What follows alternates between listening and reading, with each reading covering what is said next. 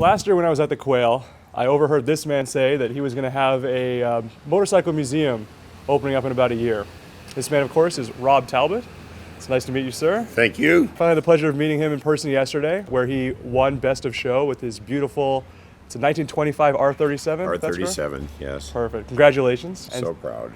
And so I was lucky enough to get a little invite to come by Robb's museum. He's still finishing up little touches, so it's not open to the public yet. But I thought it'd be interesting just to get a sneak peek of a few of his favorite bikes. Let's check it out. One of the bikes that caught my attention and created a fire of passion in me was the MV Agusta, which was an award-winning bike of some 37 Grand Prix from the mid-50s until the early 70s. And this little bike is very special. It's a 1951, one of their first race bikes, small displacement. They had a tremendous run of beautiful bikes, incredibly designed. The race bikes they built were absolutely beautiful. At the end of their run, this bike was built. Arturo Magni built it. Race pipes, it's an 850 SS built up from a 750. Then they went into a quiet period. But when they came back with a bang. MV, incredible road racing history. They came back with the F4 that Massimo Tamburini designed. And so I became very interested in the F4. And the intriguing thing about this bike is it did the long course at Bonneville, following the long black line. And they said its top speed was approximately 185 for a production bike at that time. And they said it was a 2008, but something didn't make sense. So I started researching it. And all I knew is that it was 2251 and the sticker from Bonneville was 07. It was signed by very proud employees, every employee from MV Agusta. It was taken to Bonneville to set the world record, and it did. But I found a sticker on this side that said 06. So I started looking at the white sticker on this side, and it had been put down gently. The salt had worn through. The white sticker was covering. I started looking with a flashlight one night, a LED flashlight, and I saw an outline underneath. And I said, okay, I'm going to get on the internet. The bike was not an 08, it was an 06 because the sticker was there. So I peeled off the white sticker and there was the 1225. And it had run in 06 with Rosie Lackey, a 71-year-old gentleman, a grandfather. And he had finished that course at 195 miles an hour, 10 miles an hour better than what we thought was the record. So incredible, a great find for me. I love this bike, so I will show it with its two stickers from this point on. But she ran the flats and made MV very, very proud. One of the craziest bikes in my collection is this 1969 Triumph Bonneville that was delivered in Monterey County, owned by one of the outlaw gang members of the bikers that roam the streets with chains, and we all have stories about the Hells Angels and the Mongols and the Vagos and the Gypsy Jokers, and they were pretty scary when you're 20 or 18. But that gentleman, if you could call him that, built up this chopper, absolutely period correct. 1970 he built this with a Bates headlight, no brakes on the front as per period, Springer front end. A death's head here to denote his gang, welded to the front, a death's head in the back. 59 Cadillac taillights, a 1941 Indian fender with spikes that were now, it was a front fender on an Indian, now it sits on the back.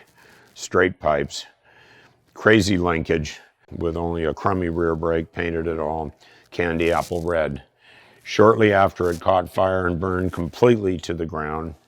It was rebuilt by a local gentleman to ride again. He left it the way it burned. It doesn't stop, it doesn't turn, the linkage shifts. It's really loud, but it's in our collection.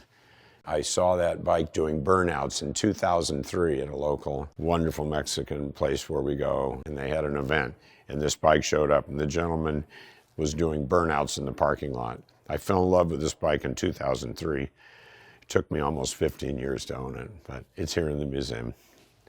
And it's crazy, but I love the bike, so it's here. And it runs Probably has no right to run, but it does. It's a bitchin' bike. Downstairs, I keep my treasured dirt bikes. I started racing a 125 Sachs with a porcupine head, bike number one, but it wasn't fast enough for me, so I moved on to a 125 1970 Yamaha, which I boosted to 175, changed the barrel, and then the iconic gold 1969 came into my hands, the DT1 Yamaha, the bike that really was probably the most important bike for the Yamaha company. They were a fabulous enduro. And then I stripped it down, took everything off, made it light, painted it black, and started racing with a new, much faster bike, because I dropped a bunch of pounds and started racing the enduros and the motocross areas of Colorado. And I ran that bike for 5 years, always in black. I love black. Then, in fact, one of the most amazing races I raced in was, I think, about 1970, and it was the Can-Am in Boulder, Colorado. Joel Robert came over. The Makos, the Huskies, the CCs came over. It was an international race. You can see the German flag. You can see a look of sheer terror on my face. We were jumping with 2 inches of shock. A 50-foot jump, 12 feet in the air. We'd hit this, go 12 feet up, go 50 feet, and land. That was an amazing race. We didn't have the shocks, but we went at it. 45 minutes of that was all you could take. After my 250, I had moved on to the new RT1, which was in 1970, I believe. And it was a 360. And this bike was a really cool bike. Once again, I stripped everything off. I did a few wheelies in Carmel while I owned it, and then realized that it had to go to the dirt. So I took out everything and made it my racer. This is the start of the Pikes Peak hill climb. It was 25 degrees when we started from Glen Ellen at 9,000 feet. And when we topped out on the top of Pikes Peak, at 14,100 feet, it was 23 or 32 below zero. There was a temperature gauge there. I was able to seed through the 125s, 175s, the 250s, and somehow through this traffic jam of bikes being hit, I made it to the front, had a hole shot for about 100 yards later for the peak, and it was a race I'll never forget. I was really lucky to have a full beard, kept me somewhat warm. That was the year 71 that I think the first full face helmet came out. So we were wearing still 3/4 ski gloves, parkas, whatever we could. It was a freezing race. But as far as excitement, I have never raced in a more exciting race in my life in all those years. 2-stroke madness, a lot of big triumphs. I was racing against the big boys, which of course were 400 Huskies, the Porcupine Makos, the CZs. They were just brutal machines. We have them all here. The reason I have the bikes I didn't own here that beat me is because they beat me. And I've always felt that I had to own these bikes someday, even if I don't ride them. So, Pikes Peak hill climb, I'll never forget that race. It is truly the most amazing hill climb in America. I don't think anything can touch it. And in 1971, running in those temperatures in the middle of the winter, we had to go as fast as we could on ice, snow, and frozen gravel. No guardrails, no pavement. I'll never forget that race.